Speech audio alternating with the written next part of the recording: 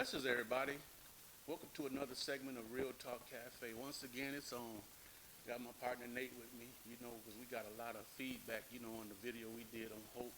So I figured we sit down and have a conversation again and just, enlighten the people on a few more things because the way the world is set up now, it's so important to be put up on game.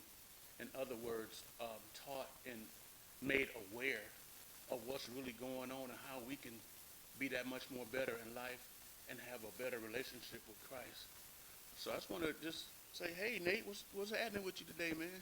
It's going well, man. How about yourself? I'm good, man. It's Friday, Yep. you know. Yep.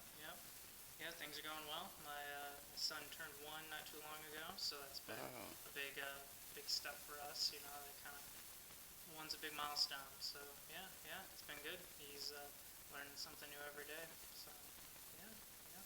So that's a blessing, man, to have another life that will be actually emulating your life. So that's why it's so important for us, as fathers or just people in general, because there's always somebody watching us. But to have eyes on you the whole time you're at home. Yeah, it's true. And the um, kids just really love to mimic what we do, right? And that is kind of reflective of you're saying like eyes on you, in terms of what we do, um, like when God's watching, that kind of thing. Some people feel like he's like could be a big bad guy always watching us, or other times it feels like a comfort, like that God's watching. So it's interesting to think like where you are in life and how you might approach that kind of idea too. Um, and so in this idea of like what drives us, like what is a calling or a passion that people do.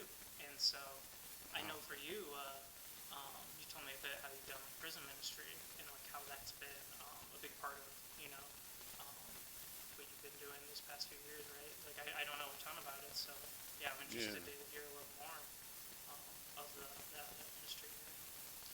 Yeah, because the thing about it's like when God calls you, what the Bible say, He predestined those He called you, and He predestined you, and I think He justified you, something like that.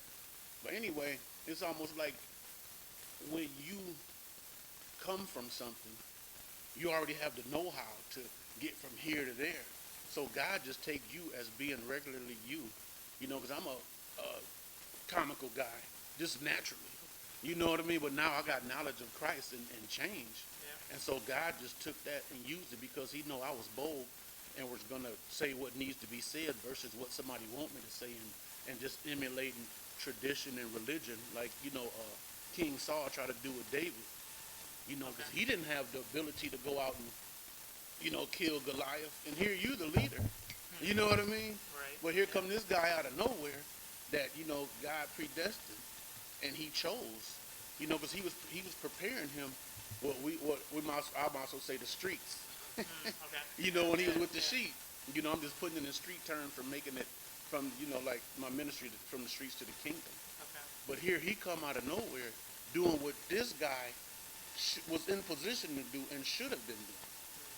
And so that's what's going on in the prison right now.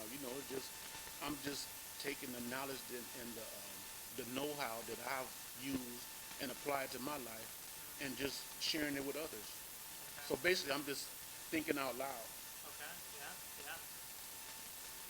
And that's kind of like part of as we share that story, as we share the things we're going through. I imagine it can be a challenge when you're talking to prisoners about looking for the good in life or finding like peace through God, stuff like that. But yet they're in a bad situation. And so I imagine is there some like resentment that happens with that from the prisoners toward you? Or I mean, no matter where you go, you're going to encounter donkeys. okay. So I just signal for the chaplain, hey, got some guys in here that don't want to learn, and they're interrupting other people. Okay. So it's like that's where that boldness comes in, to not allow, the enemy to, interrupt what God is doing and what's being said by those that actually want to hear and change. Okay. So it's like, and then once you get, um, once the guys get acclimated to you, and it's almost like a certain language You know, like we know English, but we don't know Spanish. Sure. So Sure. if somebody talking Spanish, that'll be a foreign language to us. But if we talk in English, we're like, oh, okay. But so it's like when you come out of the streets, it's like a certain language that they hear that makes them aware. Okay, he know what he talking about. Sure. Okay. Because somebody that never lived a life, never sold dope, or never, you know, gotten street activities, they can tell right off if you a fraud. Right. You know, when you start saying certain things, they're like, oh, Okay. he know what he talking about. Okay. Okay.